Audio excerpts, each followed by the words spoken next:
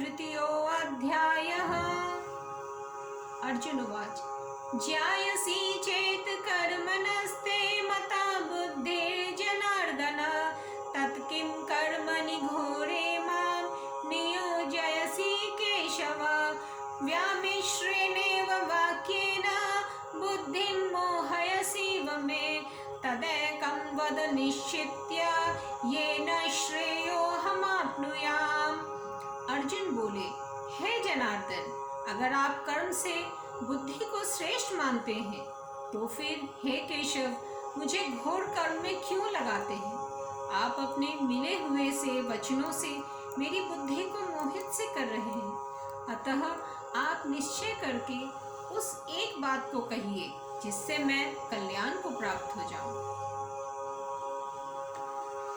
श्री भगवान उवाच लोकेऽस्मिन्नद्विविधा निष्ठा पुरा प्रोक्ता मया नघ ज्ञानयोगेन सांख्यानां कर्मयोगेन योगिनां। श्री भगवान बोले, हे निष्पाप अर्जुन, इस मनुष्य लोक में दो प्रकार से होने वाली निष्ठा मेरे द्वारा पहले कही गई है। उन ज्ञानियों की निष्ठा ज्ञान योग से और योगियों की निष्ठा कर्म योग से होती है। कर्म योग और ज्ञान योग दोनों लौकिक निष्ठाएं होने से समकक्ष हैं और दोनों का एक ही फल है। यद्यपि कर्म योग में क्रिया की और सांख्य योग में विवेक की मुख्यता है, तथापि फल में दोनों एक है। पूर्व पक्ष, यहाँ भक्ति योग निष्ठा की बात नहीं कही गई है। इससे सिद्ध हुआ कि कर्म योग और ज्ञान योग ये दोनों ही साधन मान्य हैं। उत्तर पक्ष, ऐसा नहीं है। कर्म योग और ज्ञान योग दोनों साधकों की अपनी निष्ठाएं हैं, पर भक्ति योग साधक की अपनी निष्ठा न होकर भगवान निष्ठा है। भक्ति योग में साधक भगवान पर निर्भर रहता है। कर्म योग और ज्ञान योग दोनों लौकिक निष्ठाएं हैं। कर्म योग में जगत की और ज्ञान योग में जीव की मुख्यता है। जगत और जीव दोनों लौकिक हैं। द्वाविमो पुरुषो लोके क्षरश्चाक्षर एव च। क्योंकि जगत और जीव ये दोनों विभाग हमारे जानने में आते हैं, भगवान जानने में नहीं आते। भगवान मानने के विषय हैं, जानने के नहीं। परंतु भक्ति योग अलौकिक निष्ठा है, क्योंकि इसमें भगवान की मुख्यता है जो जगत और जीव दोनों से उत्तम है। उत्तमा पुरुषस्त्वन्या परमात्मेत्युदाहृत न कर्मणा मनारम्भान् नैष्कर्म्यं पुरुषोऽश्नुते न च संन्यासनादेव सिद्धिं समाधिगच्छति। मनुष्य न तो कर्मों का आरंभ किए बिना निष्कर्मता का अनुभव करता है और न कर्मों के त्याग मात्र से सिद्धि को ही प्राप्त होता है। जब तक साधक में क्रिया का वेग रहता है तब तक साधक के लिए निष्काम भाव पूर्वक केवल दूसरों के लिए कर्म करना आवश्यक है। दूसरों के हित के लिए कर्म करने से क्रिया का वेग शांत हो जाता है और सभी कर्म अकर्म हो जाते हैं, अर्थात बांधने वाले नहीं रहते। केवल कर्मों का स्वरूप से त्याग करने पर क्रिया का वेग शांत नहीं होता। क्रिया का वेग शांत हुए बिना प्रकृति से संबंध विच्छेद नहीं होता। प्रकृति से संबंध विच्छेद हुए बिना सिद्धि की प्राप्ति नहीं होती। न हि कश्चित् क्षणमपि जातु तिष्ठत्य कर्म कृत कार्यते ह्यवशः कर्म सर्व प्रकृति जड़गुणे। कोई भी मनुष्य किसी भी अवस्था में क्षण मात्र भी कर्म किए बिना नहीं रह सकता, क्योंकि प्रकृति के परवश हुए सब प्राणियों से प्रकृतिजन्य गुण कर्म करवा ही लेते हैं। प्रकृति का विभाग अलग है और स्वरूप का विभाग अलग है। क्रिया मात्र प्रकृति विभाग में है, स्वरूप अक्रिय है। प्रकृति में श्रम है और स्वरूप में विश्राम है। अतः जब तक प्रकृति के साथ संबंध है तब तक मनुष्य किसी भी अवस्था में क्षण मात्र भी कर्म किए बिना नहीं रह सकता। कर्मेन्द्रियाणि संयम्य यस्ते मनसा स्मरन् इंद्रियार्थान् विमूढ़ात्मा मिथ्याचार सोच्यते। जो कर्मेंद्रियों को हठपूर्वक रोककर मन से इंद्रियों के विषयों का चिंतन करते हुए बैठता है, वह मूढ़ बुद्धि वाला मनुष्य मिथ्याचारी अर्थात मिथ्या आचरण करने वाला कहा जाता है। दूसरे अध्याय में भगवान कह चुके हैं कि विषयों का चिंतन करने वाले मनुष्य का पतन हो जाता है। यहाँ लोगों को दिखाने के लिए बाहर से स्थिर होकर बैठने वाले तथा मन से विषयों का चिंतन करने वाले मनुष्य को मिथ्याचारी कहा गया है। वास्तव में भोग बुद्धि से भोग भोगने और मन से उसका चिंतन करने में कोई अंतर नहीं है। दोनों का अंतःकरण पर समान प्रभाव पड़ता है। एक दृष्टि से मन से भोगों का चिंतन करने से साधक का विशेष पतन होता है, क्योंकि जिन भोगों की प्राप्ति नहीं होती या जिन भोगों को वह लोक मर्यादा से भोग नहीं पाता अथवा जिन भोगों को भोगने में वह असमर्थ होता है, उनको भी वह मन से भोग सकता है। यस्त्वेन्द्रियाणि मनसा नियम्यारभतेऽर्जुन कर्मेन्द्रिय कर्मयोग मसक्ता स विशिष्यते। परंतु हे अर्जुन, जो मनुष्य मन से इंद्रियों पर नियंत्रण करके आसक्ति रहित होकर निष्काम भाव से कर्मेंद्रियों के द्वारा कर्मयोग का आचरण करता है, वही श्रेष्ठ है। फलेच्छा और आसक्ति का त्याग करके दूसरों के लिए कर्म करने वाला कर्मयोगी ज्ञान योगी से भी श्रेष्ठ है। आगे 5वें अध्याय में भी भगवान कर्मयोग को ज्ञान योग से श्रेष्ठ बताएंगे। नियतं कुरु कर्म त्वं कर्म ज्यायो ह्यकर्मणः शरीर यात्रापि च तेन प्रसिद्धेद कर्मणः। तू शास्त्र विधि से नियत किए हुए कर्तव्य कर्म कर, क्योंकि कर्म न करने की अपेक्षा कर्म करना श्रेष्ठ है तथा कर्म न करने से तेरा शरीर निर्वाह भी सिद्ध नहीं होगा। यज्ञार्थात् कर्मणोऽन्यत्र लोकोऽयं कर्म बन्धनः तदर्थं कर्म कौन्तेय मुक्तसंगः समाचर। यज्ञ अर्थात कर्तव्य पालन के लिए किए जाने वाले कर्मों से अन्यत्र अपने लिए किए जाने वाले कर्मों में लगा हुआ यह मनुष्य समुदाय कर्मों से बंधता है। इसलिए हे कुंती नंदन, तू आसक्ति रहित होकर उस यज्ञ के लिए ही कर्तव्य कर्म कर। जो कर्म दूसरों के लिए नहीं किए जाते प्रत्युत अपने लिए किए जाते हैं, उन कर्मों से मनुष्य बंध जाता है। अतः साधक को ये तीनों बातें स्वीकार कर लेनी चाहिए। शरीर सहित कुछ भी मेरा नहीं है, मुझे कुछ भी नहीं चाहिए और मुझे अपने लिए कुछ भी नहीं करना है। पहली बात स्वीकार करने से दूसरी बात सुगम हो जाएगी और दूसरी बात स्वीकार करने से तीसरी बात सुगम हो जाएगी। सह यज्ञा प्रजा सृष्ट्वा पुरोवाच प्रजापति अनेन प्रसविष्यध्वा मेषवोस्त्विष्ट कामधुक् देवान् भावयतानेन ते देवा भावयन्तु वा परस्परं भावयन्तः श्रेय परं वाप्स्यथ।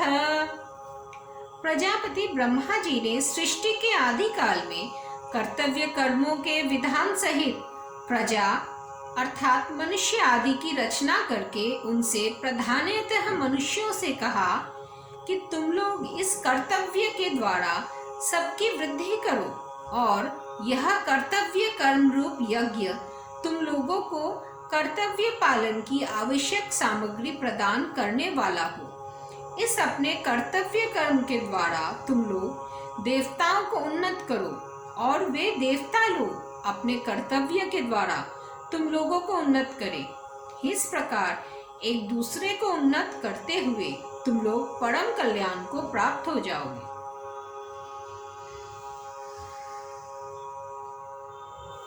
अपने कर्तव्य का पालन करने से अर्थात दूसरों के लिए निष्काम भाव से कर्म करने से अपना तथा प्राणी मात्र का हित होता है, परंतु अपने कर्तव्य का पालन न करने से अपना तथा प्राणी मात्र का अहित होता है।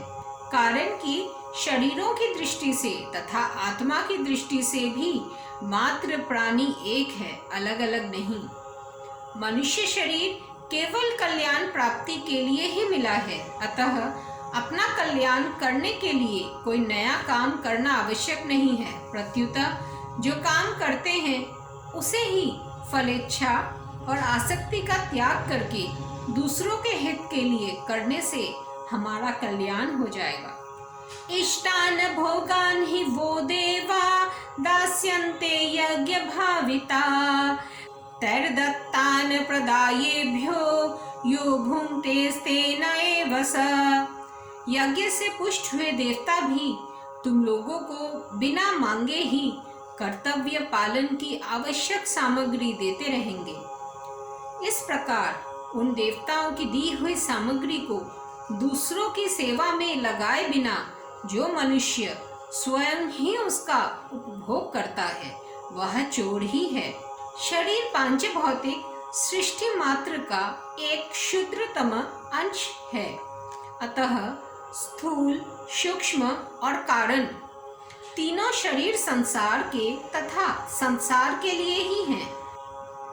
शरीर स्वयं अर्थात स्वरूप के किंचिन मात्र भी काम नहीं आता, प्रत्युत शरीर का सदुपयोग ही स्वयं के काम आता है। शरीर का सदुपयोग है उसे दूसरों की सेवा में लगाना, संसार की सेवा में समर्पित कर देना। जो मनुष्य मिली हुई सामग्री का भाग दूसरों अर्थात अभावग्रस्तों को दिए बिना अकेले ही उसका उपयोग करता है वह चोर ही है। उसे वही दंड मिलना चाहिए जो चोर को मिलता है।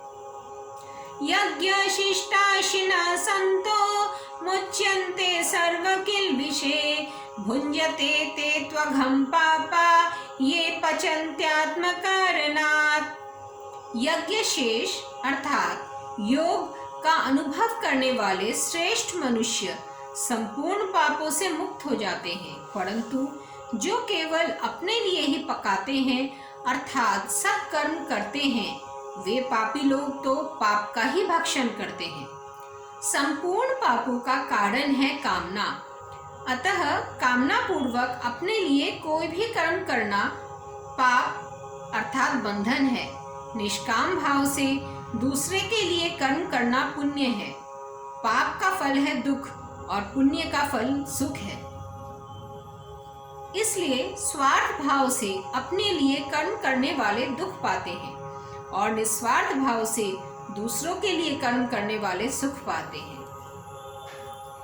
अन्नाद भवन्ति भूतानि पर्जन्यादन्न संभव यज्ञात् भवति पर्जन्यो यज्ञ कर्म समुद्भव कर्म ब्रह्मोद्भवं विद्धि ब्रह्माक्षर समुद्भवं तस्मात् सर्वगतं ब्रह्म नित्यं यज्ञे प्रतिष्ठितम्। संपूर्ण प्राणी अन्न से पैदा होते हैं। अन्न की उत्पत्ति वर्षा से होती है, वर्षा यज्ञ से होती है, यज्ञ कर्मों से संपन्न होता है। कर्मों को तू वेद से उत्पन्न जान और वेद को अक्षर ब्रह्म से प्रकट हुआ जान। इसलिए वह सर्वव्यापी परमात्मा यज्ञ अर्थात कर्तव्य कर्म में नित्य स्थित है। एवं प्रवर्तितं चक्र नानुवर्तयति हय अघायुरेन्द्रियारामो मोघं पार्थ सजीवति। हे पार्थ, जो मनुष्य इस लोक में इस प्रकार अर्थात परंपरा से प्रचलित सृष्टि चक्र के अनुसार नहीं चलता, वह इंद्रियों के द्वारा भोगों में रमन करने वाला अघायु अर्थात पापमय जीवन बिताने वाला मनुष्य संसार में व्यर्थ ही जीता है। जो मनुष्य लोक मर्यादा और शास्त्र मर्यादा के अनुसार अपने कर्तव्य का पालन नहीं करता, उसे संसार में जीने का अधिकार नहीं है, कारण कि मनुष्यों के द्वारा अपने कर्तव्य का पालन न करने से संसार मात्र को हानि पहुंचती है। वर्तमान में जो अन्न, जल, वायु आदि प्रदूषित हो रहे हैं, अकाल, अनावृष्टि आदि प्राकृतिक आपदाएं आ रही हैं, उसमें मनुष्य का कर्तव्यच्युत होना ही प्रधान कारण है।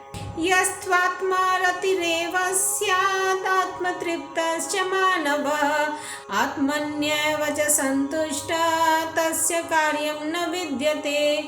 परंतु जो मनुष्य अपने आप में ही रमन करने वाला और अपने आप में ही तृप्त तथा अपने आप में ही संतुष्ट है, उसके लिए कोई कर्तव्य नहीं है।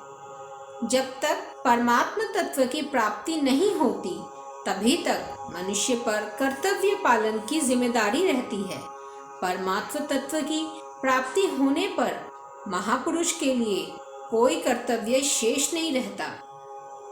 उसके संसार में रहने मात्र से संसार का हित होता है। नैव तस्य कृतेनार्थो न कृतेनेह कश्चन न चास्य सर्वभूतेषु कश्चिदर्थ व्यपाश्रया। उस कर्मयोग से सिद्ध हुए महापुरुष का इस संसार में न तो कर्म करने से कोई प्रयोजन रहता है और न कर्म न करने से ही कोई प्रयोजन रहता है, तथा संपूर्ण प्राणियों में किसी भी प्राणी के साथ इसका किंचन मात्र भी स्वार्थ का संबंध नहीं रहता।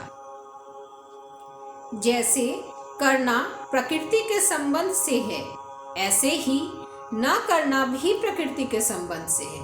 करना और न करना दोनों सापेक्ष है, परंतु तत्व निरपेक्ष है। इसलिए तत्व अर्थात चिन्मय सत्ता मात्र का न तो करने के साथ संबंध है और न नहीं करने के साथ संबंध है। करना, न करना और पदार्थ ये सब उसी सत्ता मात्र से प्रकाशित होते हैं।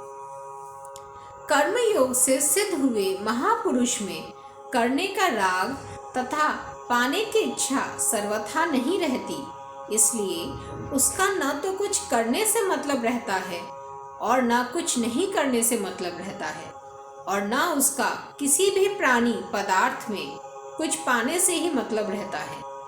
तात्पर्य है कि उसका प्रकृति विभाग से सर्वथा संबंध नहीं रहता।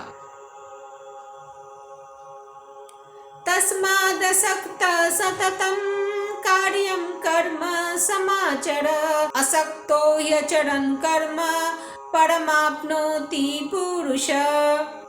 इसलिए तू निरंतर आसक्ति रहित होकर कर्तव्य कर्म का भली भांति आचरण कर, क्योंकि आसक्ति रहित होकर कर्म करता हुआ मनुष्य परमात्मा को प्राप्त हो जाता है। मनुष्य कर्मों से नहीं बंधता, प्रत्युत आसक्ति से बंधता है। आसक्ति ही मनुष्य का पतन करती है, कर्म नहीं। आसक्ति रहित होकर दूसरे के हित के लिए कर्म करने से मनुष्य संसार बंधन से मुक्त होकर परमात्मा तत्व को प्राप्त हो जाता है। कर्म में परिश्रम और कर्म योग में विश्राम है। शरीर की आवश्यकता परिश्रम में है, विश्राम में नहीं। कर्म योग में शरीर से होने वाला परिश्रम अर्थात कर्म दूसरों की सेवा के लिए और विश्राम अर्थात योग अपने लिए है। कर्मण्येव हि संसिद्धिमस्थिता जनकादय लोकसंग्रहमेवापि समपश्यन् कर्तुमर्हसि। राजा जनक जैसे अनेक महापुरुष भी कर्मयोग के द्वारा ही परम सिद्धि को प्राप्त हुए थे। इसलिए लोक संग्रह को देखते हुए भी तू निष्काम भाव से कर्म करने के ही योग्य है, अर्थात अवश्य करना चाहिए। जनक आदि राजाओं ने भी कर्मयोग के द्वारा ही मुक्ति प्राप्त की थी। इससे सिद्ध होता है कि कर्मयोग मुक्ति का स्वतंत्र साधन है। यद्यदाचरति श्रेष्ठ तत्तद्देवेतरो जनः स यत् प्रमाणं कुरुते लोकस्तदनुवर्तते। श्रेष्ठ मनुष्य जो जो आचरण करता है, दूसरे मनुष्य वैसा वैसा ही आचरण करते हैं। वह जो कुछ प्रमाण कर देता है, दूसरे मनुष्य उसी का अनुसरण करते हैं। दूसरे मनुष्य उसी के अनुसार आचरण करते हैं। समाज में जिस मनुष्य को लोग श्रेष्ठ मानते हैं, उस पर विशेष जिम्मेवारी होती है कि वह ऐसा कोई आचरण न करे तथा ऐसी कोई बात न कहे जो लोक मर्यादा और शास्त्र मर्यादा के विरुद्ध हो। न मे पार्थास्ति कर्तव्यं त्रिषु लोकेषु किंचिन नानवाप्तं वाप्तव्यं वर्त एव च कर्मणि। हे पार्थ, मुझे तीनों लोकों में न तो कुछ कर्तव्य है और न कुछ प्राप्त करने योग्य वस्तु अप्राप्त है, फिर भी मैं कर्तव्य कर्म में ही लगा रहता हूँ। भगवान भी अवतार काल में सदा कर्तव्य कर्म में लगे रहते हैं। इसलिए जो साधक फलेच्छा व आसक्ति रहित होकर सदा कर्तव्य कर्म में लगा रहता है, वह सुगमता पूर्वक भगवान को प्राप्त हो जाता है।